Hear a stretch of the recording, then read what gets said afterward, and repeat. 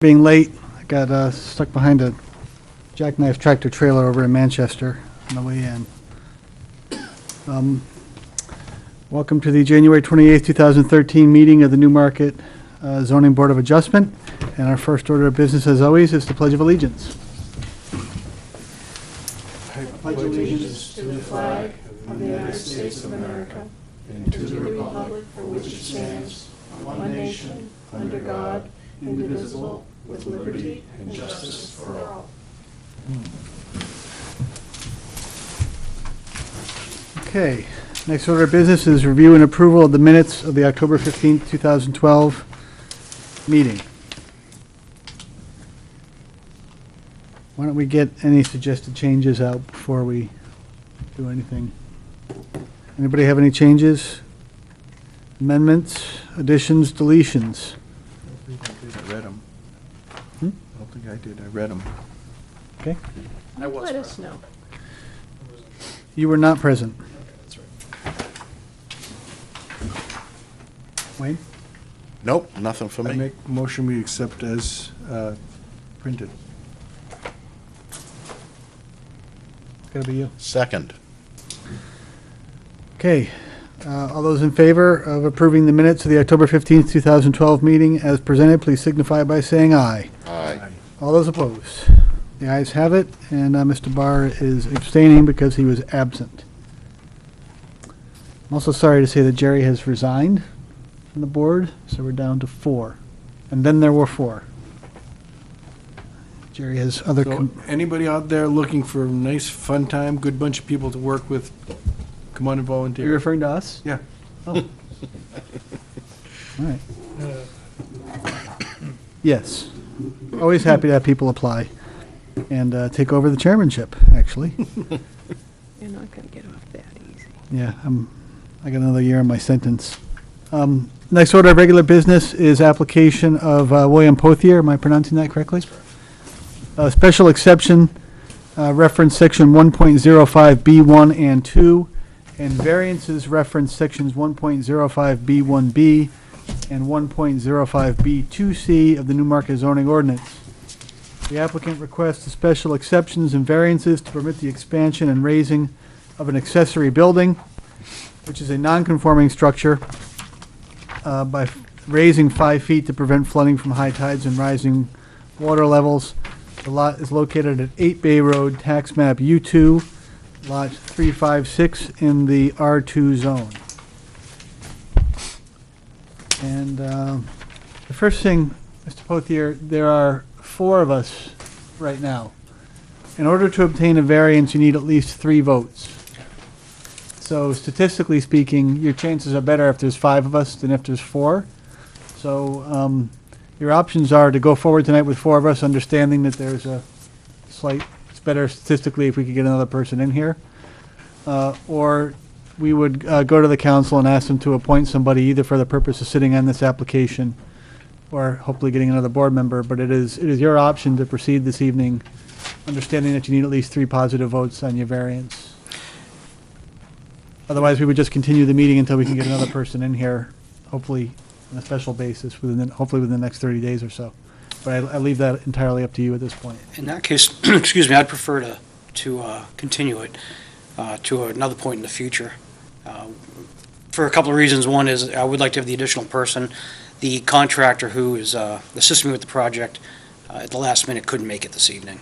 And I would feel better prepared if I had him with me and other documentation. So I would like to continue with the meeting in the future, if you folks are in agreement, unless that causes a problem itself. Then it would have to be at least 30 days from now for scheduling reasons and the reasons of the availability of us. So it would be, I think at the best it would be in early March. And we would obviously ask, in the past we've had people step in when we've been short people for conflict. We've had conflicts of interest and one or more of us had to step down. We've been able to find people in the community been willing to step in. Tell you what, let's just go forward. I'll leave it entirely up to you. Yeah, let's just go forward with this. Okay. I feel well enough prepared. I can articulate myself to the board here and and go with it, and everybody else has put a lot of effort into coming here. So without further ado, can I begin? You can. What we do, Mr. Pothier, is you make your presentation and present us with evidence sufficient to support the application. This just came in today. Okay, I'm going to get to that. And then we'll have public hearing, have people comment. We've got a number of written submissions here that I'll discuss when the time comes. And then after we've had public comment, we'll close the public comment portion of the hearing, and then the board will deliberate, and we'll go forward from there. Okay. So that's kind of what we're going to do tonight, okay? Go ahead, please. Can I step up here to the board? You certainly can. I just want to, for orientation purposes, just get kind of everybody on board. This here is Bay Road. This is Lamprey Street. This is Bryant Rock. This is the boathouse and the barn that we're talking about. This is 8 Bay Road. This property right here is 8 Bay Road. And this is the property that we're going to be speaking about here. So I just wanted to get you orientation to it. That is the former structure? This is the former structure. Yes, it is. I didn't have a recent aerial view of the new structure, though I do have photographs down the road. But I did want to bring to your attention about this building. If you look at it in reference to Bryant Rock, it's at about a 45-degree angle. There may be concern that the structure, where the former buildings are, the structure may be blocking a view of sorts of people. But compared to Bryant Rock, the building is at a 45-degree angle. You would have to physically go up to your window, turn your head 45 degrees in either direction to see that building and that structure. There's a fair amount of foliage around there, so I guess my point is it doesn't really impede anybody's view of anything different. That's much better than it has in the past. Like I said, the structure's been raised about 5 feet.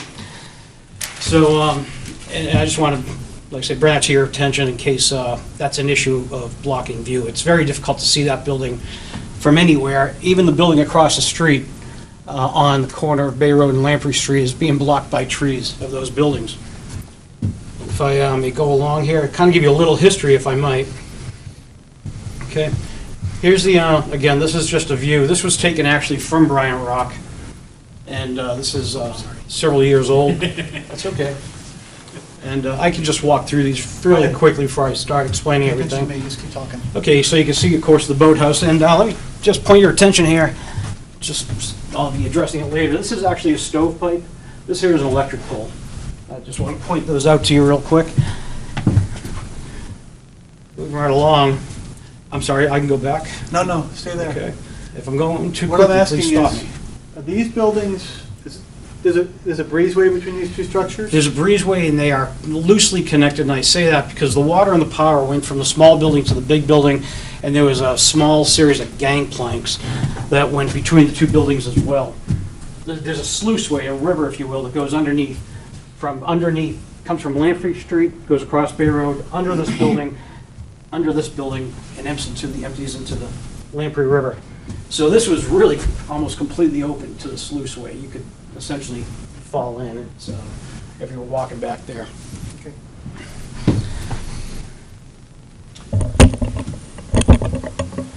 And again, just another picture of the building. And as you can see, this building here is about 5 feet lower. This is the boathouse. The boathouse is about 5 feet lower than the barn, which is to the right, but clearly out of view from the foliage. This is back in 2007. This is the second time in the time I owned the property that it got flooded. If you notice how high the trees and the debris on the right-hand side of the screen got washed up, that water's actually receded quite a bit from where it was before. The wall right behind it, this is the border of Bryant Rock, this wall right here. And the water line actually came up about 2 feet inside that barn or boathouse. Could I, Yes, please.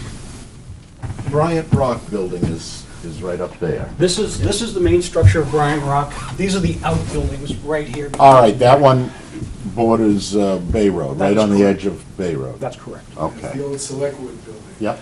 Actually, the Selectwood building, correct me if I'm Selectwood wrong, building is Behind is it. is this one right here, that red one. Yeah.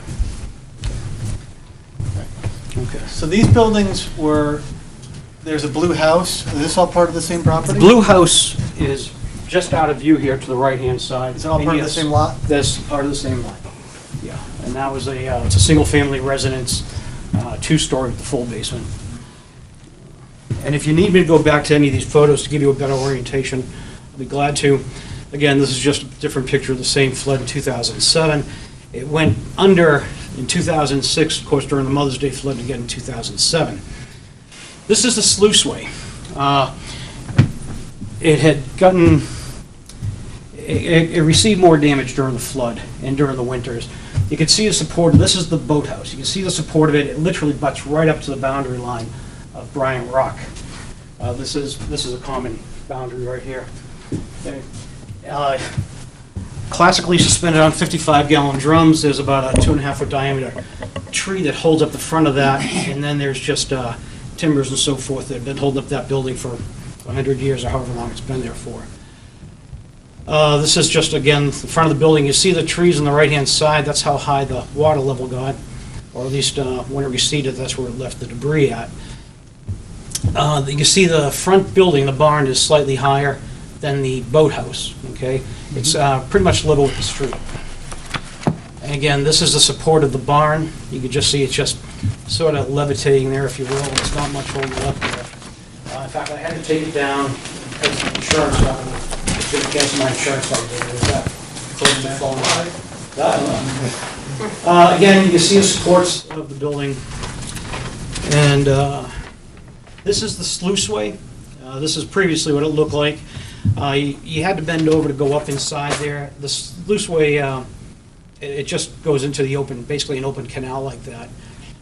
After I tore down the barn, so this is just a picture of you'll be looking at Bay Road right here, above the sluiceway.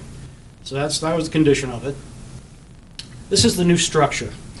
You can see it's been raised. I spent a great deal of money improving the sluiceway. You can literally walk right up there and stay feet dry, even at high tide on the right-hand side if maintenance or anything else that the town needs to do is required. You can see I substantially improved the structures. It's up to code. And There's no breezeway. no, then we'll be addressing that here very shortly. And that's correct. And that's one of the variances that I'll be addressing. And the building, if you're able to go look at it, this is the old barn. It actually is divided. There's a wall here. This is the old barn. From here to here is where the breezeway would be, and then the building. So I did leave it isolated, just keeping the spirit of the permits that I put in. So it is a separate entity between the two buildings. And then this is, again, just another view of the building. And again, it's very difficult to see, but it is broken up between the main building and the garage here, the breezeway. All right, that's it for the photographs. And now if I can just go ahead and I'll turn the light. Thank you. All right.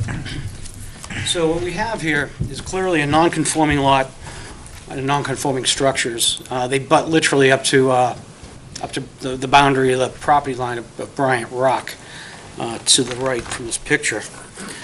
The boathouse, I've owned the building for I guess just about 10 years now.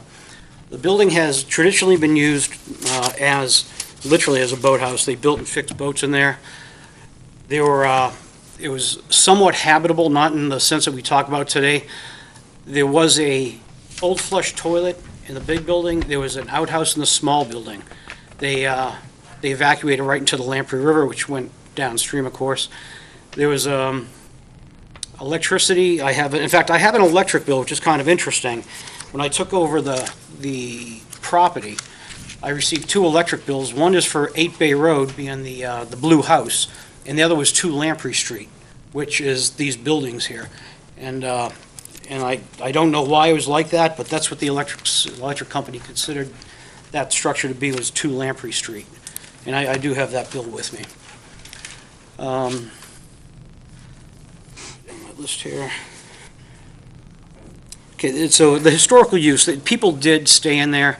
There were fixed bunk beds. The old building, the old boathouse, was a 2-story with a large loft above the 2nd story. It was nearly 3 stories. The new building, as by the permits, it's a 2-story building. There's no loft. But the previous building had bunk beds in there. It had between the two buildings, it had 2 stoves, the 2 toilets, electricity, and running water. It had an old point well pump, I guess is what they call it. So we connected the 2 buildings. It was just for safety reasons and practicality-wise, it was just much safer and made more sense and more economical, and to maintain the structure of the sluiceway, it made sense to connect the buildings rigidly. But as I said, keeping the spirit with the permits, we actually left the breezeway separate. It is a separate room between the building and the garage. So it didn't add on to potential living space or automobile space. Bear with me. So the variances I'm asking for is we did raise the building about 5 feet, clearly to get it out of the floodplain, as you could see from the previous pictures, and the connecting of the buildings, just for structural integrity, really.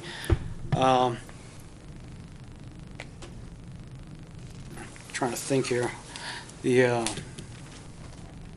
just lost my train of thought. Take your time.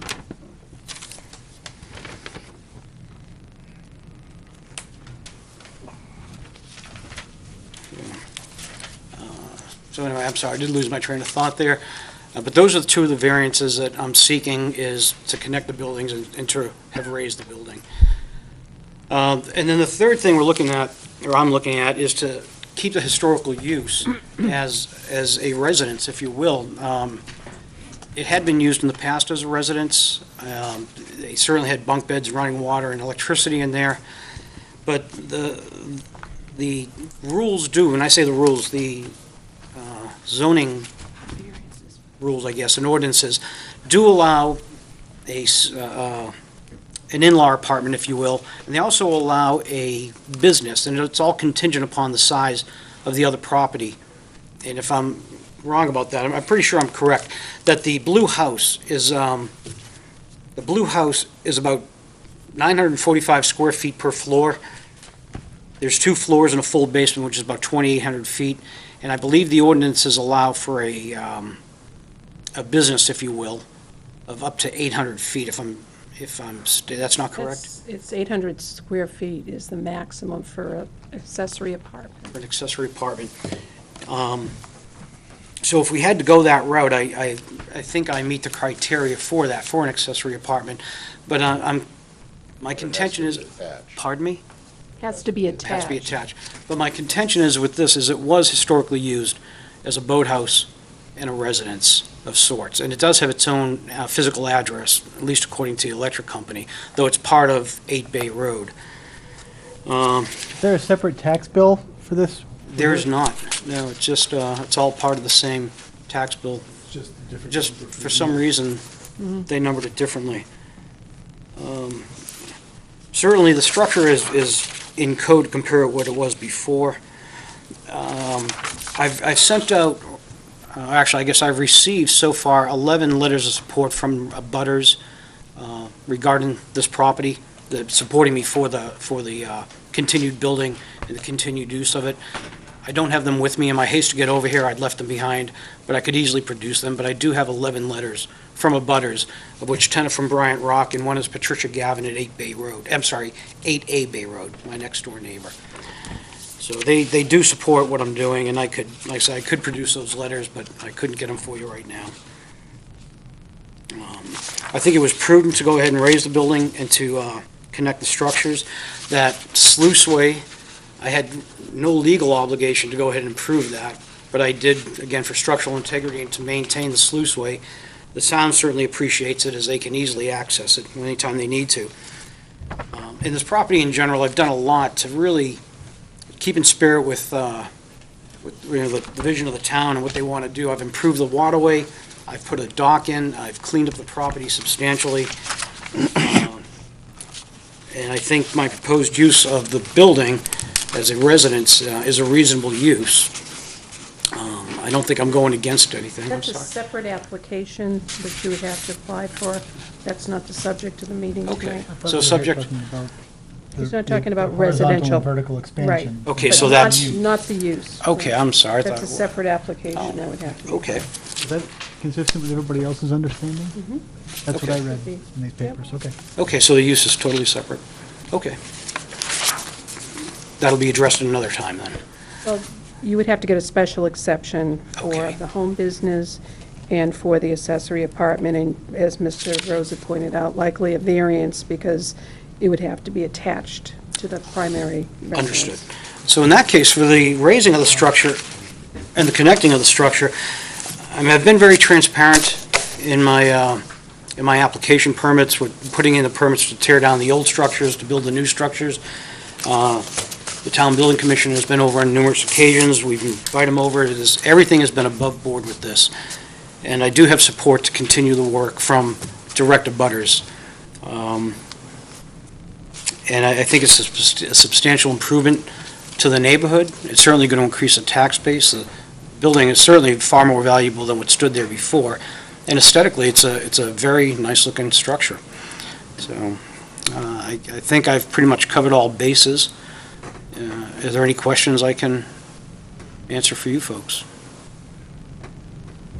I have one.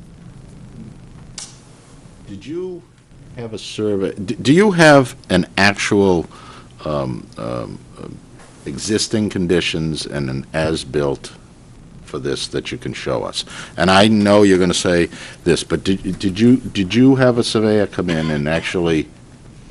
No, I did not hire an independent surveyor to come in. Okay. I strictly had a contractor that took the measurements of the previous building and built the new building within the footprint of the old building. In fact, the old building is slightly smaller. I'm sorry, the new building is slightly smaller than the old building. In which way? Dimensionally, to accommodate, for instance, it was 24 and a half feet wide, and on some of the plot plans, it shows the buildings were 25 feet wide. This building is 24 feet wide, and it was to accommodate modern building materials. But it is literally within the same How about the footprint. length?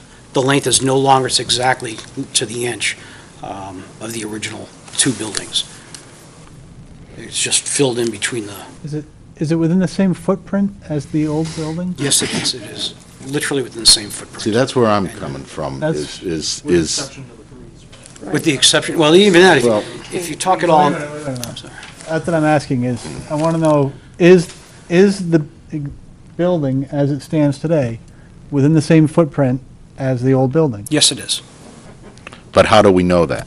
It- I guess, that was what I was asking. Because the breezeway, I don't actually Well, think, because of the Expanding. breezeway. It can't be within the, right, can't be within the footprint of the old building. expanding it, Because It's of, expanded horizontally on account on of the the breezeway. breezeway. right.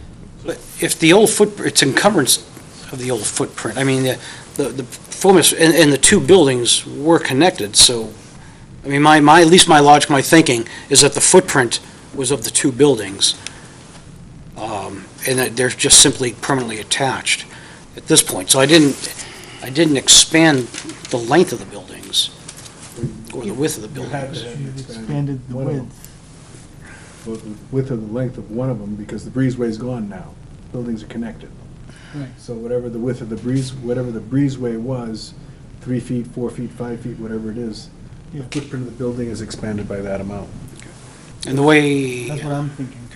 and the way I was thinking, it was just all encumbrance between the two buildings is the footprint that it sat on. No, the footprint's the foundation, it's, The reason this comes up, Mr. Pothier, is the last application we had was somebody was removing an existing trailer on their property and replacing a trailer, replacing it.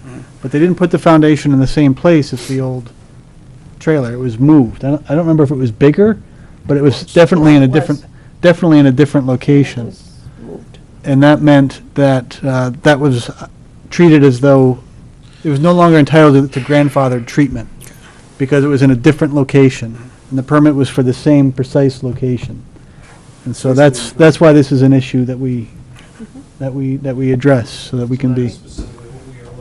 That is specifically what we're looking for, is what was the footprint of the existing structure, and what is the footprint of the current structure? And as I understand it, the difference between what was submitted for approval and what's actually built, and I think in your application, you said that there were some relatively minor changes. And the change that we're concerned about is that if we look at the thing that is proposed here, I'm looking at your architect's drawings, page A2. It shows the breezeway, but in fact, what's built there is not. The breezeway no longer exists. You see what I'm saying? Build in that space on either side of it. So is it just the But what you're saying is the width, excuse me, Bill, Yeah, the go ahead. width and the length of the buildings in gross is the same. That is correct. It's just that there is no longer a breezeway, there is simply a solid, effectively a solid wall That's that correct. connects the structures. But neither structure has encroached into, the breezeway area is still there. I'm not sure if I'm making that clear. There's a definitive wall where the old. I understand. Okay. What I'm gonna do is, Yeah. Is the foundation,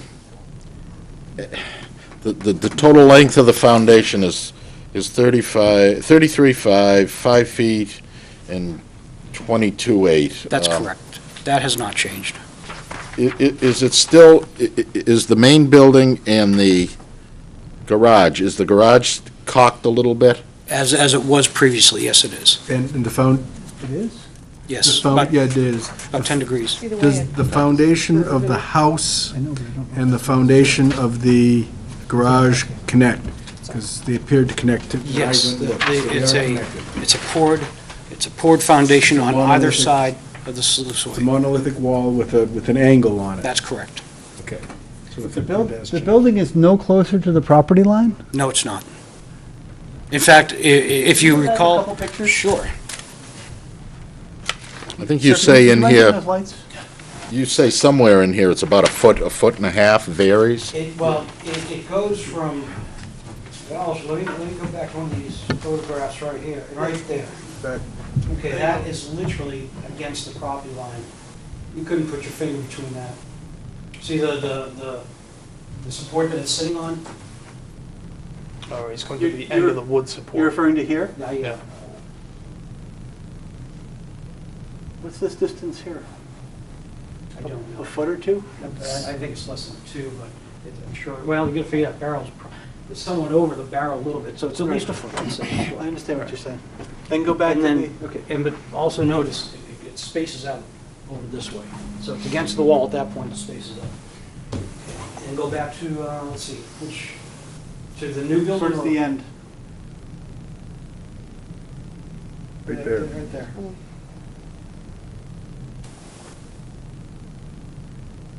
Okay. Sorry. It's okay. Sir, would you mind? I appreciate it, thank you. Sorry about that. It's my closet. Hi, Mike. Nice to meet you. Good to meet you. He's not the one who signed any of these. You did not sign that permit. No, this is Charlie. I know. So the space in between the two buildings that's currently bridged over with exterior walls is not usable or livable space? It's not, no, I can't use it for the garage, unless I intentionally left it like I that. did yesterday. And not that Not a full. when I submitted my application of the drawings for this, I didn't put in for a special exception, or I didn't put in for a variance, I didn't think I needed one. There's a more distinct transition. But I did, with the spirit of putting it in there, I realized that there was a breezeway, and I intentionally left the breezeway there. So there are two solid walls, one at the house and one at the garage, where the breezeway once existed. In fact, that doorway this is the entrance. That is the breezeway right here, So exterior entrance into the breezeway. to the breezeway. This is the main entrance to the house. That's just the breezeway. And then from the breezeway, you can enter either building? Into the breezeway, All right.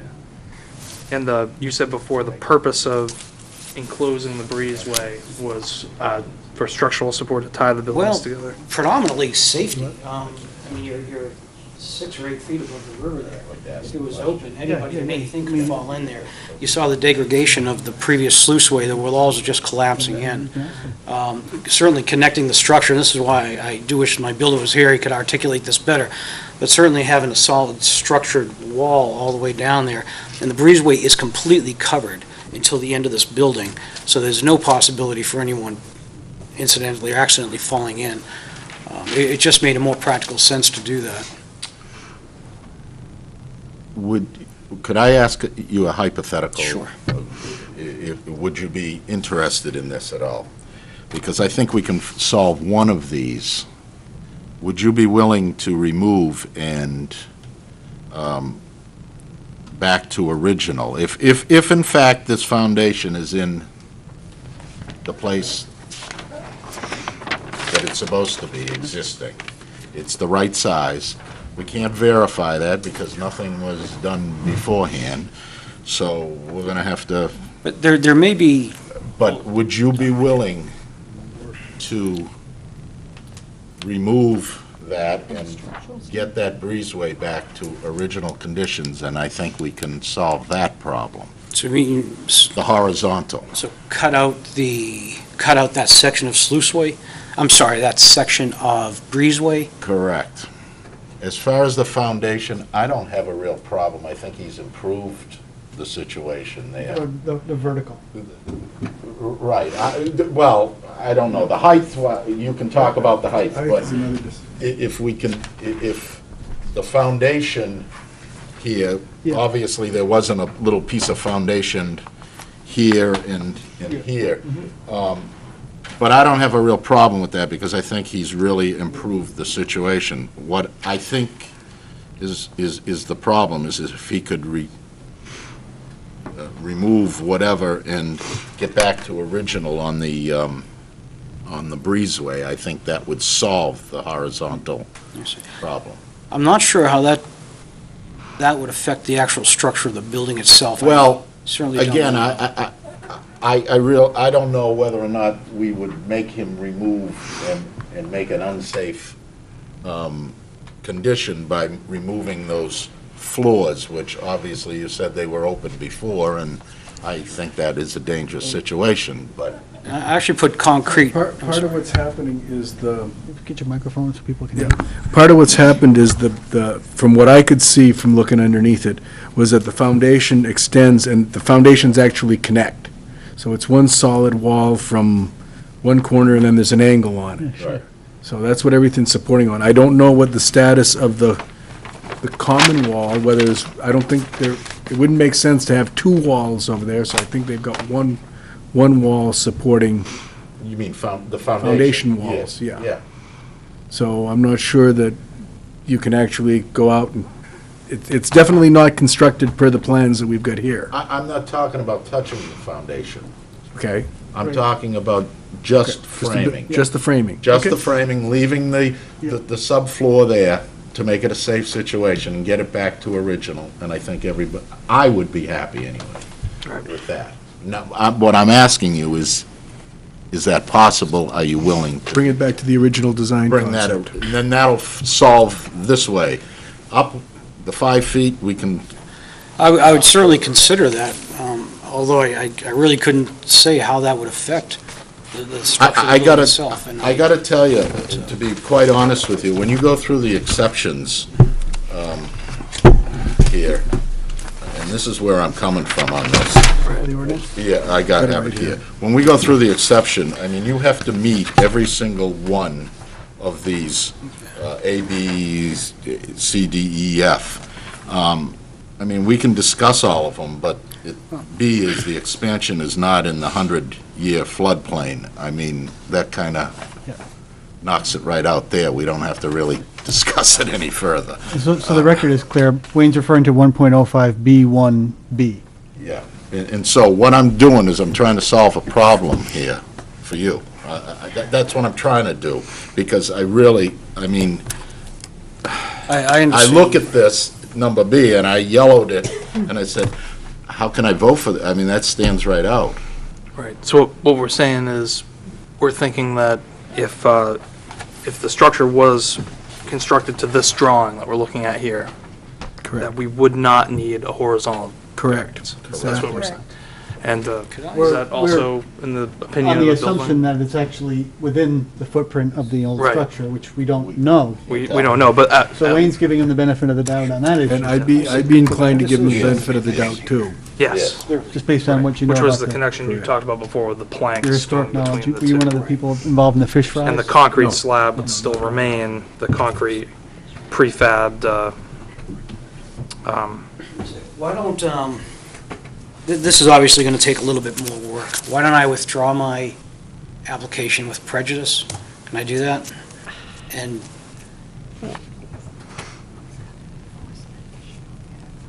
can't just have one. Just a minute. I don't have all the information. He withdraws it. I mean, If he withdraws we it, can then continue. we're not making any promises in terms of, any power over that. You'd have to reapply. I guess I'd like to see the board provide a time frame within which the Yeah, the application thing goes. is, I mean, just right to now let it's you know, an Mr. Portier, enforcement issue. what it becomes is an enforcement issue, Mhm. which I don't have any power to tell people to enforce or not enforce the law. People do their jobs, and they do their jobs. If you want to continue this for a certain period of time, it's going to have to be at least 30 days for our internal scheduling purposes. What position the code enforcement officer takes in that meantime, I can't make you any promises because I don't know. Sure. I also want to tell you, and I want the record to reflect, that we got a number of emails and a letter from some folks who are residents of Bryant Rock.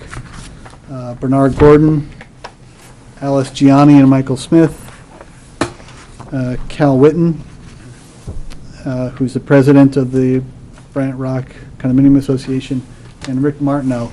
I also have a message on my home voicemail that I haven't listened to, but I understand it's from a gentleman named Rick Bartnow. And they're all opposed to one degree or another, and you probably want to have a chance to look at these things, and so you can address the concerns that they raise. I'm not going to read these things into the record because I think referring them for the record and everybody understanding that they're available, hopefully the board has had a chance to look at them. They are here as well. So I guess if you want to continue it for 45 days? That would be work? fine for me if that. And understanding that whatever work you undertake, whatever work you have undertaken while this thing has been pending, and that whatever work you do from this point forward is at your own risk.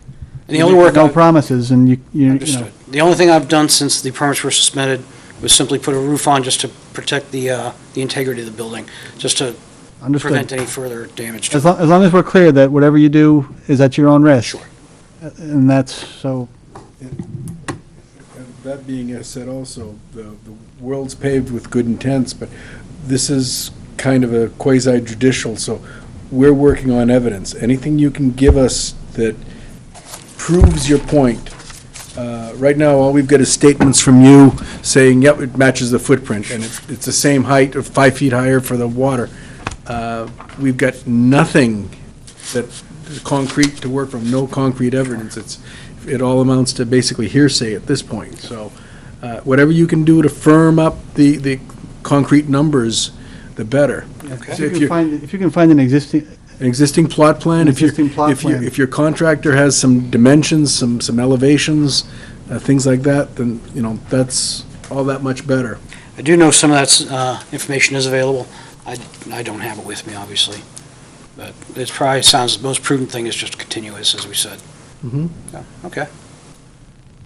Anything else from me, folks? Do we need a You motion need on to- that, or You need from to here? or- continue into a date certain. Okay. Didn't bring my calendar. Yes, I got one, I got one nice to the Perkins calendar. March 11th, that's about 6 weeks away. And a Monday.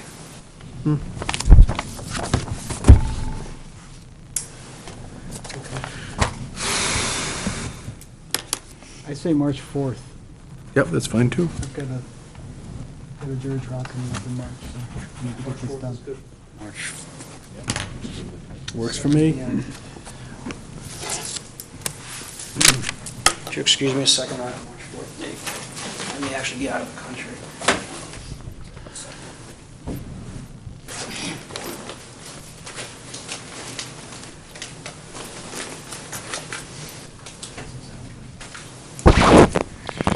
I know.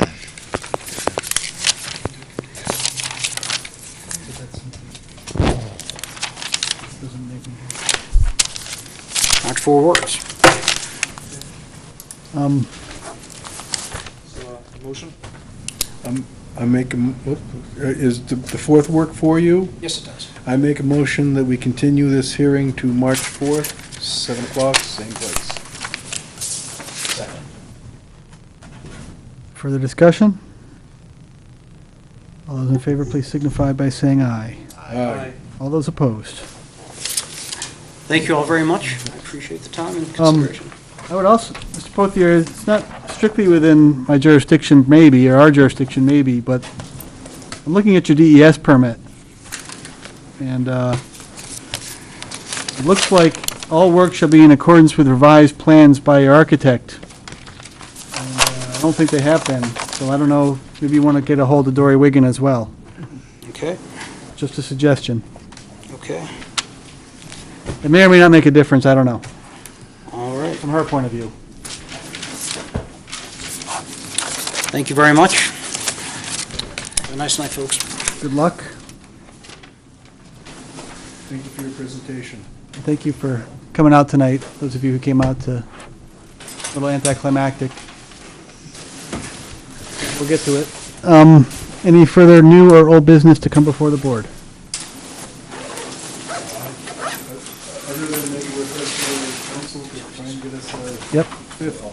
Really encourage folks to apply for the ZBA. We meet, I don't know, maybe 4 times a year on average. We're a pretty easygoing group, and it's interesting. And we really appreciate it if folks would consider joining us.